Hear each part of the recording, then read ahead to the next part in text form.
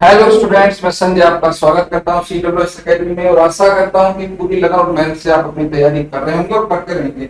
आज हमारे स्टूडियो में मौजूद हैं हमारे साथ श्री संदीप कुमार, जो रेलवे में कार्यरत हैं, और उनसे आज हम मुलाकात करेंगे। कैसा उनका स्ट्रगल रहा, अपने जॉब सेटिस्फिकेशन कितना है उनका, उन सबके बारे में हमसे बात करेंगे।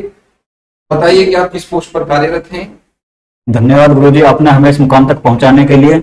मैं Sandeep Pal, senior goods train manager Ghaziabad में कार्यरत हूं। गाजियाबाद में कार्यरत हैं सीनियर गुड्स गार्ड के रूप में। ये बताइए कि सबसे पहले हम ये पूछना चाहेंगे कि आपकी फैमिली में कितने लोग पहले से सरकारी नौकरी करते थे, या ये सरकारी नौकरी का जो आपको आइडिया है अचानक से कहां से मिला। इसके बारे में मैं आपसे कहना चाहूंगा कि मेरे दादाजी रेलवे में गेटमैन थे और उन्हीं के साथ रेलवे में गेटमैन थे वो। जी। उसके बाद हमारे पापा जी प्राइवेट नौकरी करते थे और वो 2000 में डीसीएम बंद हो जाने के कारण 2000 में वो कंपनी बंद हो गई थी, जिससे बहुत सारे जो व्यक्ति हैं वो बेरोजगार हो गए, और इस वजह से आप पे भी प्रेशर आ गया कि आपको कुछ काम मिलना ढूंढना होगा। जी जी जी, लगभग मैं उस समय 8वीं या 9वीं क्लास में रहा हूँगा। तो हमें जो है काफी आर्थिक परेशानियों का सामना करना पड़ा, और उसके बाद पिताजी ने भैंसें रखी और हम उन्हीं के साथ रहकर मेहनत करते थे।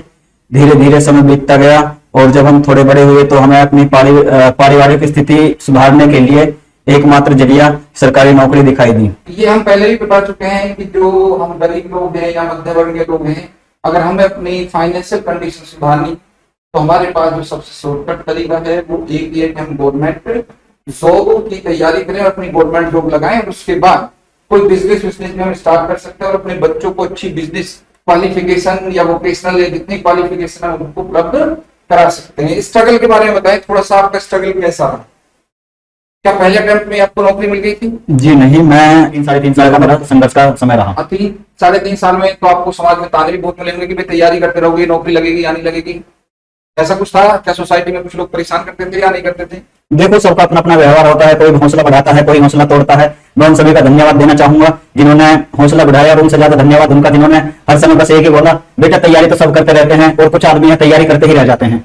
ठीक है, यानी वो जो ताने आपको मिलते थे उसको आपने मोटिवेशन के रूप में लिया, मोटिवेट किया अपने आप को और बढ़िया से बढ़िया नौकरी लेने का प्रयास किया। जी। तो स्टार्टिंग में थोड़ी समस्या रहती है प्रत्येक बच्चे के साथ किसी भी नौकरी को पाने के लिए, लेकिन एक बार जब उस लेवल को क्रैक कर लेता है तो उसके पास नौकरी की बरसात हो जाती है। तो आप अपने बारे में बताएं कि आपको कौन कौन सी नौकरी उस समय मिली। जी, मेरा सबसे पहला सिलेक्शन रेलवे में ग्रुप डी में हुआ था। तो मेरे बड़े भाई संजय जी, जो आज इस दुनिया में नहीं है, उन्होंने मुझे बोला कि तू इस नौकरी को ज्वाइन मत कर, अभी तेरा समय शुरू हुआ है।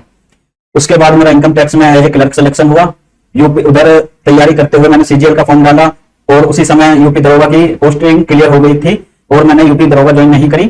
फिर मेरा सीजीएल के चक्कर में रहते हुए मैंने 2 बार मेरी ऑडिटर की नौकरी लगी, और उसके ऑडिटर के साथ साथ जो है वो ऑडिटर के साथ साथ गुड्स गार्ड की नौकरी मैंने, घर से पास है, आप यहीं के लोकल भी हैं, तो आपने प्रीफर किया कि मैं गुड्स गार्ड को ही। जी जी जी, ऑडिटर की आपकी लगी थी नागपुर महाराष्ट्र में। जी, ऑडिटर नागपुर महाराष्ट्र में लगी थी। ठीक है ठीक है, तो अपनी जॉब प्रोफाइल के बारे में थोड़ा बताएं कि क्या क्या चैलेंजेस आपकी डेली लाइफ में आते हैं, क्या क्या काम करना पड़ता है आपको, थोड़ा सा शेयर करें हमारे साथ। जी देखिए, वैसे तो कहा जाता है कि रेलवे की सारी की नौकरी होती है और जो हमारी नौकरी है वो किसी प्रकार से कम नहीं है।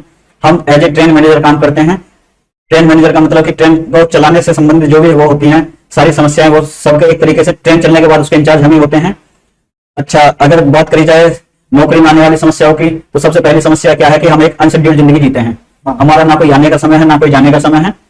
और आजकल गवर्नमेंट के ज्यादातर सारे से पुलिस विभाग भी है और बहुत सारे विभाग, मान लो यूपीएसआई में आप ज्वाइन कर लेते, पर हाँ एसएससी ऑडिटर में थोड़ा सा था कि हाँ टाइम टू टाइम होता, पर वो बहुत दूर थी। चलो, ये काफी अच्छी नौकरी है आपकी और इसमें चैलेंजेस काफी आते रहते हैं, बस ये अनशेड्यूल्ड टाइम है, कभी भी रेलवे आपको फोन करके बुला सकता है कि आप यहाँ पे लग जी की है। और उसमें रोज की एक नई परेशानी। अब जब ट्रेन लेकर चलते हैं तो किसी भी प्रकार की कोई भी समस्या होने पर उसके पहले इंचार्ज हम ही होते हैं, तो वो समस्याएं हमें ही देखनी पड़ती हैं कि वो हमें कैसे जल्दी से जल्दी सॉर्ट आउट करके ट्रेन को चलवाना है।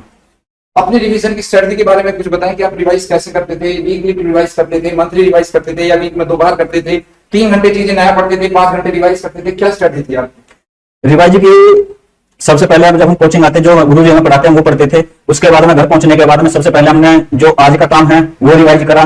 फिर उसके बाद में पिछले जो हमारा कल का या परसों का काम है वो हमने रिवाइज करा। हमने एक शेड्यूल बनाया हुआ था कि दूसरे तीसरे दिन से हम रिवाइज करना शुरू करते थे। हफ्ते में एक दिन पूरा हम लगभग रिवीजन को देते थे और उसी तरीके से महीने का एक दिन फिक्स करके रखते थे ताकि हम चीजें साथ के साथ नई पढ़ते रहें और पुरानी को कभी ना भूलें। वीकली टेस्ट, मॉक टेस्ट वो तो सब देखो करते ही करते जी। हैं, ठीक है। बच्चों को आपका टिप्स एंड ट्रिक्स देना चाहेंगे कि वो कम समय में अच्छे से अच्छा रिजल्ट दे पाए। क्या मोटिवेशन उनको स्पीच देना चाहेंगे कि लगातार वो मेहनत करते रहें, कभी हार ना माने? कुछ शब्द कहें उनके लिए, 2 शब्द। उसका तो सबसे पहली चीज ये है कि आपको कभी हार नहीं माननी है। कभी आपको अगर ये महसूस होता है कि आप हार रहे हो या आपका पढ़ाई में मन नहीं लग रहा है, तो आप अपनी पुरानी जिंदगी को देखें और ये सोचें कि अगर आप फेलियर होते हैं तो आपका भविष्य क्या होगा। ये सबसे बड़ी बात है कि अगर आप सरकारी नौकरी की तैयारी नहीं करेंगे तो उसके बाद फिर क्या करेंगे? भाई रिक्शा चलाएंगे, रेडी चलाएंगे, चाय टपरी की दुकान लगाएंगे, या प्राइवेट जॉब करेंगे जिससे हमारी ग्रोथ ना के बराबर है? ये आप पे डिपेंड है। यहाँ मैं आपको एक बात बताना चाहता हूँ कि मैं प्राइवेट नौकरी छोड़कर जब सरकारी नौकरी की तैयारी करनी शुरू करी मैंने, और लगभग मुझे 2.5 से 3 साल हो गया। ये तब की बात है जब मेरे एग्जाम निकलने क्लियर नहीं हुए थे। तो एक बार मन में ये आया कि भाई नौकरी छोड़े हुए 3 साल हो चुके हैं और दोबारा से प्राइवेट में घुसेंगे तो बिल्कुल नए सिरे से शुरुआत करनी पड़ेगी। तो कहाँ आप एक ये देखते हो कि एक बहुत अच्छा भविष्य है और कहाँ फिर आप दोबारा उसी दलदल में जाकर फंसने वाले हो। ये चीजें जब आपको याद करते हैं तो आपका पढ़ाई में दोबारा से अपने आप मन लगना शुरू हो जाता है। अपने आप पढ़ाई में मन शुरू हो जाएगा जब तक आपकी एज है, अटेम्प्टेड है आपके पास गवर्नमेंट जॉब की, भाई उसके बाद तो कुछ कर नहीं सकते। जी। तो जब तक आपकी उम्र है तब तक आप प्रयास करते रहेंगे, ठीक है। 2 भाई हैं आप छोटे हैं और संजय जी जो थे वो बड़े थे, जी। ठीक है। पहले आपकी नौकरी लगी गुड्स गार्ड में, फिर उन्होंने भी अपनी प्राइवेट नौकरी को छोड़ दिया, उन्होंने भी फिर तैयारी की नेक्स्ट एनटीपीसी की, और उसके बाद उनका भी रेलवे में सिलेक्शन हो गया था, ठीक है। हाँ, मैं यहाँ ये बात आपको बताना चाहता हूँ कि भाई बड़े भाई मुझसे 2 साल बड़े थे और 2010 में उनकी शादी हो गई थी, 2011 में उनका बेटा हुआ और उन्होंने 2015 में अपनी प्राइवेट नौकरी छोड़ के तैयारी करनी शुरू करी और 2018 की मई 2018 में उनकी ज्वाइनिंग हो गई थी, जबकि उस समय उनकी उम्र लगभग 29 साल में उन्होंने तैयारी करनी शुरू करी थी। और ये अपने आप तैयारी शुरू करना 34-35 साल की आयु में, फिर उनकी ज्वाइनिंग होना, और रिश्तेदार यार वो सब क्या कहते होंगे कि भाई इनकी तो नौकरी लगी नहीं है, नहीं लगेगी, ज्वाइनिंग नहीं होगी, किस उम्र में तैयारी कर रहा है, ऐसे बहुत सारे ताने आपको मिलते होंगे। जी जी जी। नौकरी के बाद लाइफ स्टाइल भी आपकी काफी चेंज हुई होगी। कहाँ प्राइवेट में 5-10 हजार रुपए मिलते हैं, और अब दोनों के दोनों भाई एक साथ क्या बन गए?